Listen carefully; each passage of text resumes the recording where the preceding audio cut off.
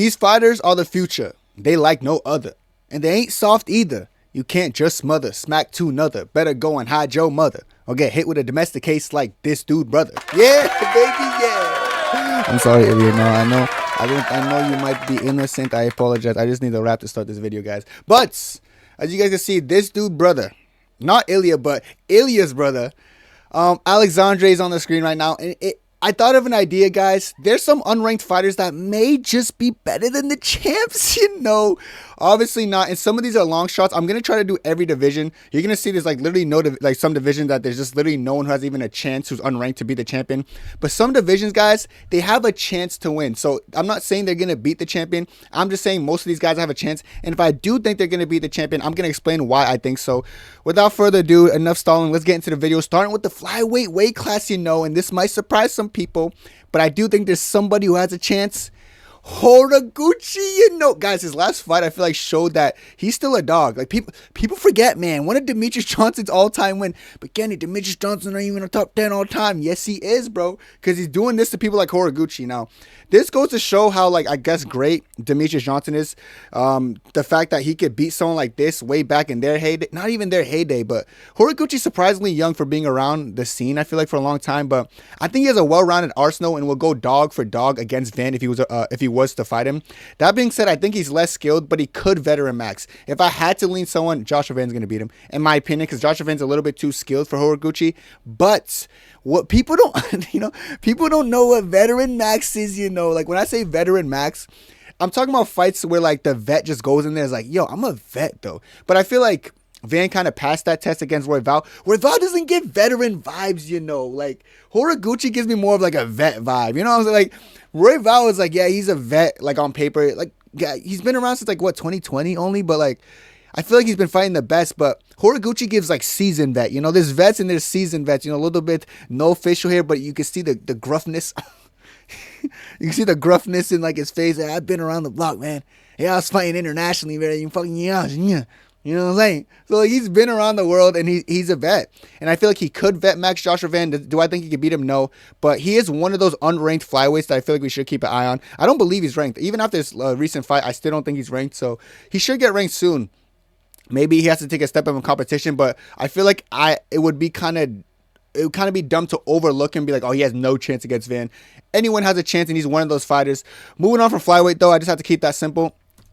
Bantamweight, this is what the video is based around, because I was like, guys, I legitimately think Alexandre Topuria. Wait, I just realized it looks like I don't like Jan. Guys, I don't dislike Jan because Umar beats him, and now I'm saying Alexandre Topuria. Kenny, who's Topuria, dude? He's beating nobodies.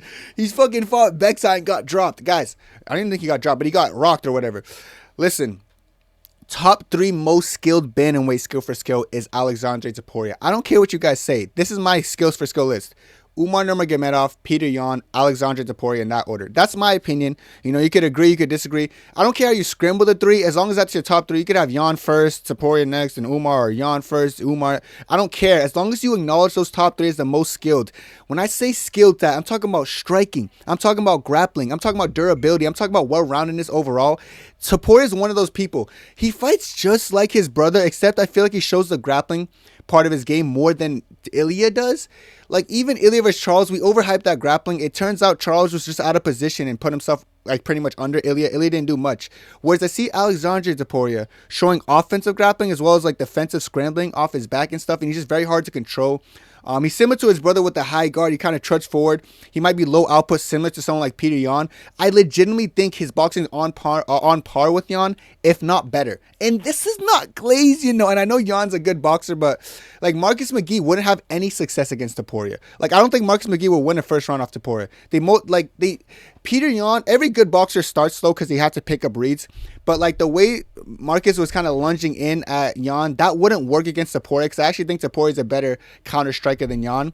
Yan has some good momentum when he's coming forward, and then, like, he'll kind of high guard and catch it with his high guard, whereas I feel like Topuria will rather slip and then land like a hook, and I do favor that boxing style, so which is why I think it's on par or better than Peter Yan. which is also why I think that if he fights him, the boxing advantage is actually going to be to Topuria. And Jan not being used to, wait, why am I getting outboxed, is probably going to try to grapple with him, but his defensive grappling is amazing. His offensive wrestling is amazing. It's not going to be someone to just go in there and grapple with, which is why I look at Alexander Topuria, and I think right now, he can beat Peter Yan. And Peter Yan's great, by the way, but I legitimately, and I even said that I think Topuria will be a problem for Merab when Merab is champion. Just so you guys know, this is not something new just because Jan's champ. I legitimately think Topuria is one of the best, and I think he might be a better version of his brother, dare I say. More potential, man. Like, I do. I know he's got finished in the past and came back, and Topuria's record looks better, but he's something special about him because I see how well-rounded he is, and I see how committed to the part he seems. So I really feel like he's turning a new leaf, and he's going to be very hard to beat. And I do think right now, if I had to put my money on someone, I would go the underdog. I'm assuming he'd be the underdog. I'm sure the odds would be close. But I put the underdog money on Topuria to upset Peter Yan. I guess it'd be an upset to some people, but I really believe Topuria's special. I'm not even glazing, Stop glazing, Stop glazing, Peter Yan hate gotta stop. No, it's not Peter Yan hate. I legitimately think Topuria is special. Unfortunately for Yan, he happens to be holding the belt right now. I even think Topuria gives Umar a hard fight. And you guys know how much I like Umar. I just think this guy's really skilled. I think he could arguably be the best bantamweight on the planet currently. And it's just a matter of just watching him climb the ladder. And he's still unranked, by the way, which makes sense because I guess Beksat is still an unranked fighter too. But guys, the way he did Beksat, he kind of left Beksat hopeless as the rounds progressed. It almost looked like Beksat, it was just a survival game. The fact that Beksat survived, I think it shows to his chin, but 99.999% of people, I think, get chinned by Topuria. I'm not even just saying it to say it. I think they get chinned by him because just standing in front of him seems like a ticking time bomb, similar to his brother, and he doesn't fatigue. So he's really good, and I really want you guys to keep your eye on him and just know I'm on the hype train already. He's very similar to his brother. Every time he talks about his brother, he's like, trust me, I could beat Ilya too. Trust me. He's a little bit less cocky like that, but he really is confident in himself. And I think rightfully so. This guy's really good, very well-rounded, and his takedowns are even magnificent looking. This guy's doing German suplexes by the back.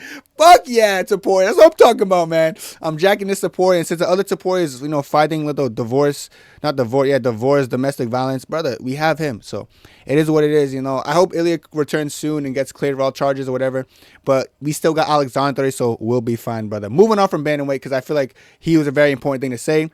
We're going to talk about featherweight. None. I'll be real. Thinking about featherweight, no one's going to beat Volk unranked. I don't even want to disrespect Volk by putting maybe this guy. Sorry. No one's beating Volk. If you're a little bit sad, but Volk's not that good. Bro, he has a better head than you. Look at his head shape, brother. Look at his body, He's strong, little man. I respect him, And you have to respect him too. I'm not going to disrespect a vet like this, a GOAT, and say, yeah, well, this Joe Schmo over there with no hairline beats him. Fuck that, man. Fuck that, And I don't want to sound hypocritical, but for lightweight, Fairzian, baby. Yeah. I've been saying for how long he's a future.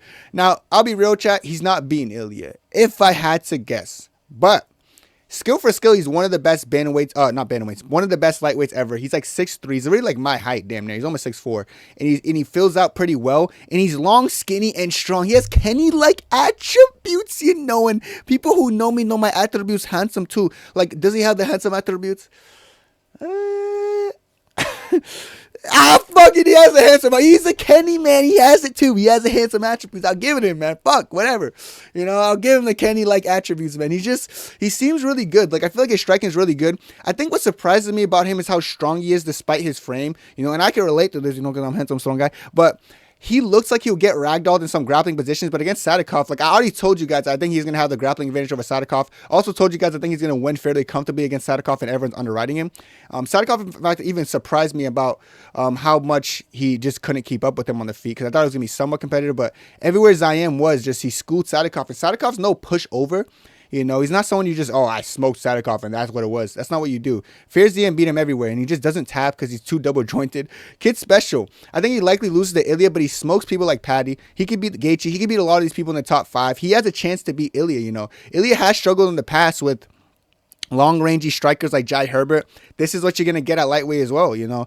A long-rangey striker with that good head kick, but said better grappling than a Jai Herbert, you know, and has better endurance. Is a way better version. Jai Herbert, if Jai Herbert was just 10 times better, you know. So Fair ZM, you got to keep your eye on him, guys. I've been saying for a long time, you've been following my channel, I've been glazing this dude for a long time, but rightfully so. And initially when I first started glazing him, they're like, yeah, you suck, What are you talking about, bro? He nearly got tapped out by her. And now they're starting to pick up like, wait, Kenny might be onto something. Brother, either hop on the Fire ZIM train, brother, or forget, brother, the train leaving. Listen, last chance in this video, bro. I'm chewing my way out of here. If you guys are in the comments like, you know what, fuck yeah, dude, and like you guys doing this shit in the comments like, yeah, man, fuck you. If you guys ain't doing this in the comments, man, I don't want to hear it. You guys should be doing this shit like, yeah, fuck yeah, Kenny.